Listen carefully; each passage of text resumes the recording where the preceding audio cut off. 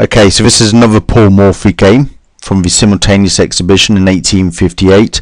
Again, Morphy's playing white, and he opens e4, and the game continues e5, knight f3, knight c6, bishop to c4, and his opponent here plays knight to f6, and then we see knight to g5. This is known as a fried liver attack, and white's threatening knight takes f7, forking the queen and a rook and winning material. So black responds d5. This is the best defense. Pawn takes on d5, and then there's a couple of moves here. Knight to a5 is probably the best defense in this position, but we see knight takes pawn, and then Morphy plays knight takes f7, forking queen and a rook, even though the knight is not protected by this bishop. So the king has to take, otherwise it's going to lose material. King takes, and then we see queen to f3 check, and now we've got two attacks on this knight, and it's only defended once by the queen. The king is in check, so the king has to move. King e6 protects the knight, and then we see knight to c3, threatening to win a knight again. The knight can't move because he's pinned against the king. Now here probably knight to e7 offers the toughest resistance, the best defense, but black plays the more challenging knight d4, attacking the queen and also threatening knight takes c2 check, forking the king and the rook. But this knight is on pre, so we have bishop takes check, and the king moves to d6. Now probably the most obvious move here to protect this c2 pawn and move this queen would be queen to d3, but Morphy plays a far trickier queen to f7.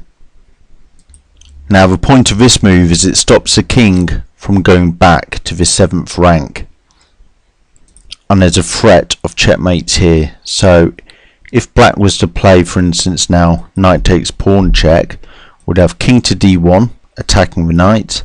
The knight takes a rook, and then the knight would come in, and that's checkmate. So the queen stops the king from going back, but the queen also protects his bishop again, so that when a knight moves, the bishop can't be taken.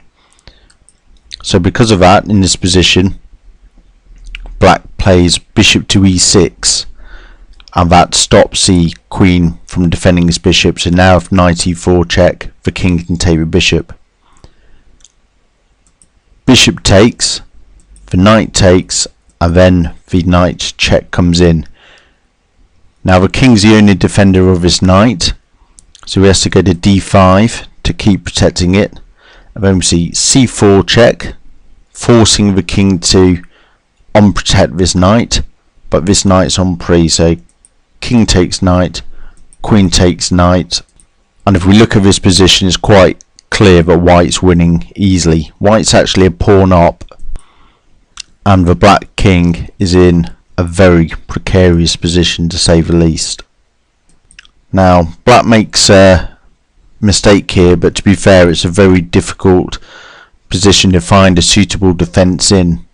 But he plays a queen to d4, perhaps with the idea of protecting his pawn if f4 was played. With f4, queen takes check, but this leads to a forced checkmate in 3, which Morphy finds straight away. So we see queen to g4 check, the king's only got one move, king to d3, queen to e2 check, again the king's only got one move, king to c2, and then checkmate in 1.